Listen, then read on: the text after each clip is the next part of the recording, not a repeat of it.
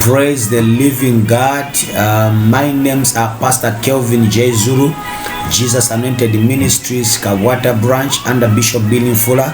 I want to just say thank you for all of you who are glued to and connected to this grace and connected as well to the prayer and fasting program that we have. Remember, it's a 21 days of prayer, 10 days of strategizing for a fresh start in this year. Hallelujah. Let's just read scripture as I'm introducing to you the prayer and fasting program that we have. The Bible in the book of 1 Kings chapter number 18 verse number 41. The Bible reads that, now Elijah said to Ahab, go up, eat and drink, for there is the sound of the roar of a heavy shower. Hallelujah. So Ahab went up to eat and drink, but Elijah went up to the top of Carmel, and he crouched down on the earth and put his face between his knees, praying.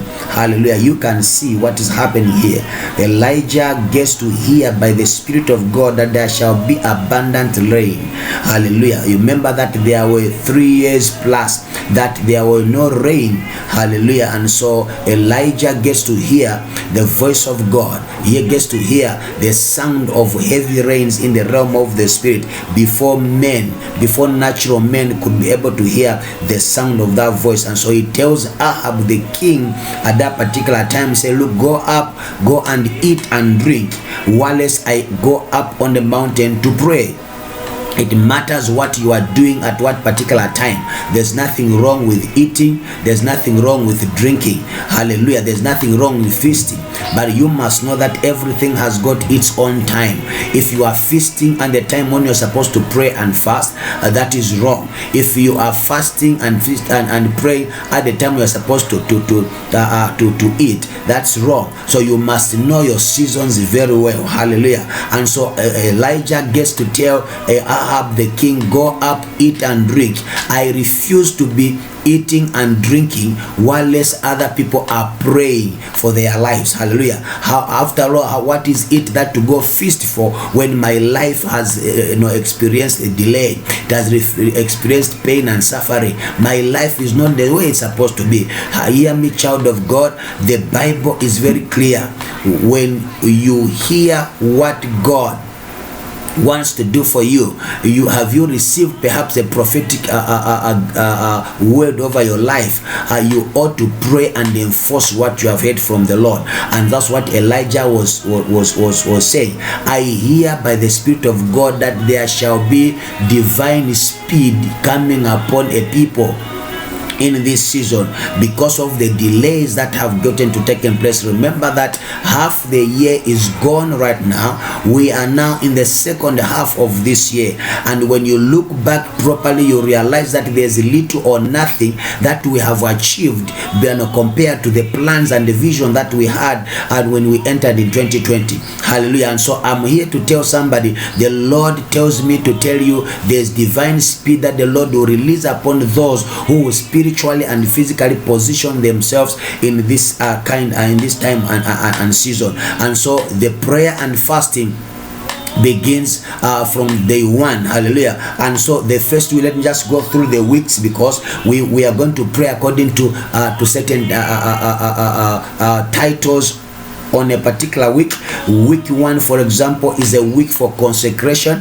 In this first week, we are just coming before the Lord to ask God for mercies and favor, to consecrate us by the blood of Jesus, so that we can be able to stand before the Lord as with the pure hearts. Hallelujah. Consecration is being set apart for what God wants to do in our lives. And so we are seeking mercy, forgiveness of our own our sins, the sins and the iniquities of our forefathers. We are also praying to seek the God for mercy and forgiveness over the land of Zambia, and see how God can be able to help us. But week number 2 is a week where we are praying for capacity and divine wisdom. Child of God, God does not only answer to your prayer, God also answers to capacity. He looks at what you are able to handle, and as you are praying, God looks at your heart. He looks at your capacity. Are you able to handle what you are praying for without you breaking? Hallelujah. Capacity is ability to handle without breaking, ability to maintain what the Lord gets to give to you without you breaking. Hallelujah. In short, when you are given a 10,000 kwacha, you are able to have the 10,000 kwacha and still use it wisely without you going astray, much more going away from the Lord and destroying other people's lives out there. Hallelujah. That's capacity. The week number 3 is a week to pursue, overtake, and recover. Or remember that there was a moment in and time in the life of David when everything was taken away from him. He comes to Ziklag and find that all the wives, all the children, they were taken, all the wealth that they had, the cattle and everything was taken by the enemy. But the Lord God was with David. Hallelujah. The Bible says that David encouraged himself in the Lord. I'm here to tell you, encourage yourself in the Lord. Don't wait for man to encourage you, because everyone is crying for coronavirus pandemic. Everyone is crying because their businesses are going down. Everyone is crying because their marriages are breaking. Everyone is, so there's no way you can expect other people to be able to encourage you. Today I stand before the Lord and before this holy altar, and I come before because I have encouraged myself in the Lord, and because the Lord has given me strength and grace, I'm here to come and be able to encourage you as well. Be encouraged in the Lord. Hallelujah. And the Bible says that when David inquired from the Lord told him, hey David, I am with you, I'm behind you. Can you go ahead, pursue, overtake the enemy, and recover all that which the enemy has taken away from your life? Hallelujah. And this is what we are doing. Even this particular time, week 3 is a week to pursue, overtake, and recover all. What are we recovering, Pastor? We are recovering our time. Hallelujah. Redeeming the time that the enemy has taken away from us. We are recovering whatsoever it is that you had, which was in your palo, in your vicinity, in your hands, which the enemy has either stolen, maybe he has killed it, or perhaps he has destroyed. We are calling upon the name of the Lord to recover all that which the enemy has stolen, and we are releasing the power of resurrection to resurrect whatsoever was dying or what died in our lives. We are also calling upon the name of the Lord to ensure that there is restoration being done upon your life for anything that the enemy had destroyed. Hallelujah. Now what else are we doing after pursuing and be able to recover? Or remember, we do it first by the Spirit of God, and then we begin to actualize it physically. No wonder we have got the 10 days. The last week, hallelujah, is the last week. Is a week for strategizing and getting to have divine ideas for fresh start in this year, and allow God to be God. This time we are not going on a frontier fighting alone, but we are going with the Lord, and the Lord going ahead of us to the glory of God. May you and I be glued to this prayer and fasting.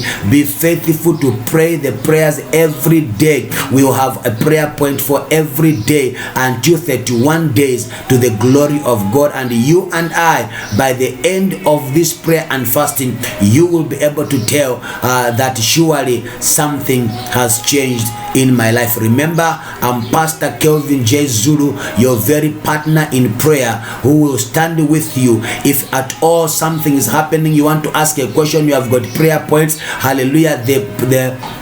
The numbers to contact us will be scrolling right there. We need your feedback as well as we are going on in prayer. We need your feedback. We want to hear where you are praying us from, where you are joining us from, so that the Lord God can be able to touch you and I at the end of the day, and lift our lives, our families, our ministries, our callings, and everything that the Lord God has been able to give to us. Remember, a nation you don't pray for, a nation you do not love, you cannot prosper.